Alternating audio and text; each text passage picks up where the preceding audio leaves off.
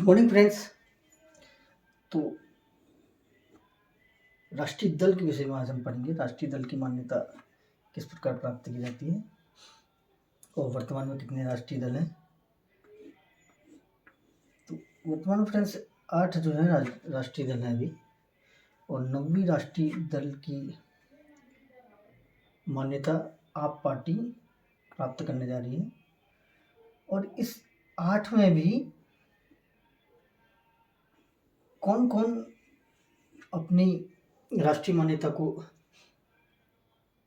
बनाए रखेगा, ये जो आने वाले चुनाव हैं 2024 उसके बाद निश्चित किया जाएगा। ये इन दोनों द्वारा निवेदन किया गया है चुनाव आयोग से।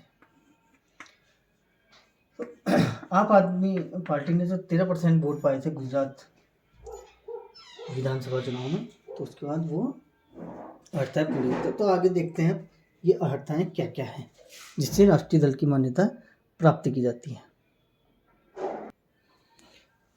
3 शर्तों के आधार पर राष्ट्रीय दल की मान्यता प्राप्त की जा सकती है। 3 है ये सिचुएशन, ठीक है फ्रेंड्स। 3 जो कंडीशन है, 3 में से किसी एक को अगर आप प्राप्त कर लेते हैं तो 3 शर्तों में से किसी एक को अगर आप प्राप्त कर लेते हैं, पूर्ण कर लेते हैं, तो आपको राष्ट्रीय दल की मान्यता मिल जाती है। पहले तो ये पॉइंट है कि कितने हैं, 3 है। अब इसमें हम देखेंगे फ्रेंड्स, सबसे सामान्य शर्तों में सबसे सरल जो समझने वाली चीज है ये है पहली शर्त,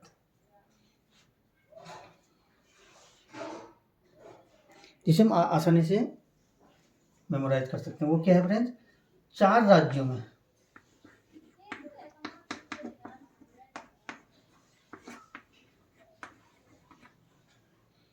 राज्य स्तरीय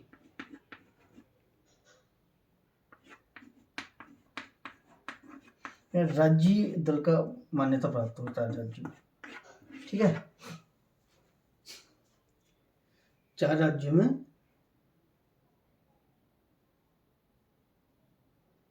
राज्य स्तरीय दल का, अगर राज्य स्तर के लिए क्राइटेरिया अलग होता है, वो अगले वीडियो में बताऊंगा कि राज्य स्तरीय कैसे बनते हैं।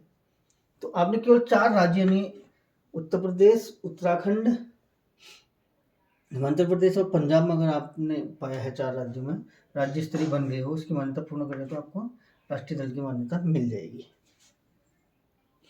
पहले वाली शर्त तो आसान है भाई, 4 राज्यों में लो, मिल जाए तो बस आपको राष्ट्रीय दल। अब दूसरा क्या है, दूसरा है 6% आपने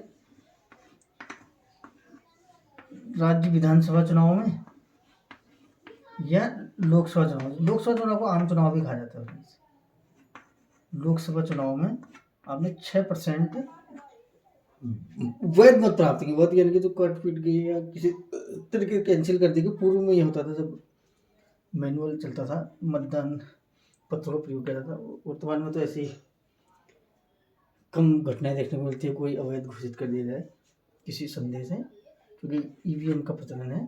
तो 6% आपने राज्य विधानसभाओं में या लोकसभा चुनाव में 4 राज्यों प्राप्त करने हैं 6% वैध मतों का। या तो आप विधानसभा में जो इलेक्शन हुए इन 4 राज्यों में, कम से कम 4 राज्यों में आपने 6% प्राप्त कर लिए, और यदि लोकसभा चुनाव हुए तो 6% अलग अलग इन राज्यों में आपने प्राप्त कर लिए वैध मतों के। यानी कि अगर इन में विधानसभा चुनाव हुए हैं तो उस विधानसभा चुनाव का आंकड़ा निकाला जाएगा। इस विधानसभा चुनाव में संबंधित पार्टी को क्या मिले, माना आपको, आप पार्टी को, आम आदमी पार्टी को मिले 10%, ठीक है। दिल्ली में भी मिले, पंजाब में भी मिले, हिमाचल में भी मिले, गुजरात में भी मिले, इस हिसाब से लगा देते हैं। ये आंकड़े सही नहीं है, ये मैं केवल उदाहरण दे रहा हूँ किसी पार्टी को।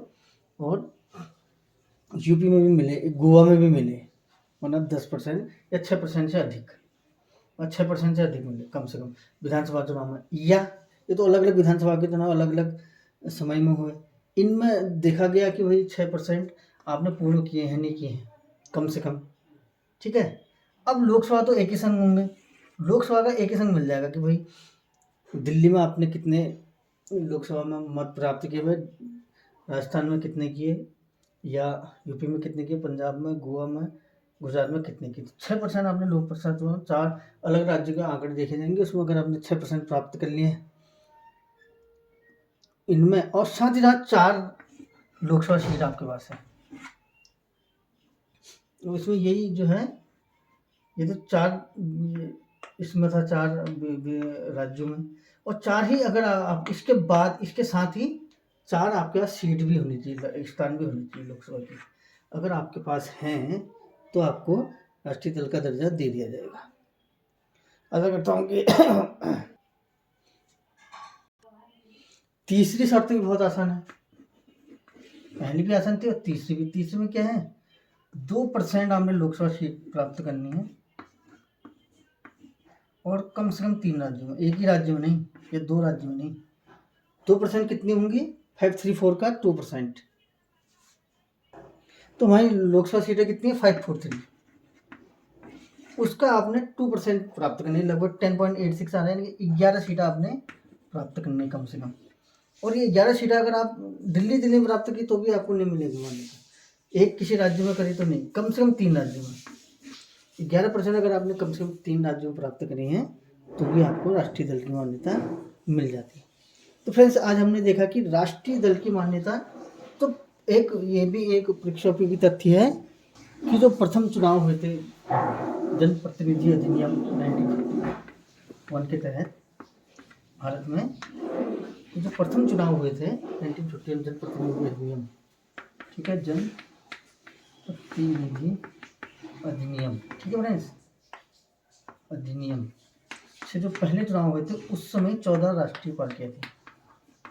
ये भी परीक्षा उपयोगी तथ्य, ये तथ्यात्मक जानकारी है। और मैंने आपको बता दिया कि राष्ट्रीय दल की मान्यता के लिए आपको 3 चुनाव आयोग ही देगा राष्ट्रीय दल की मान्यता।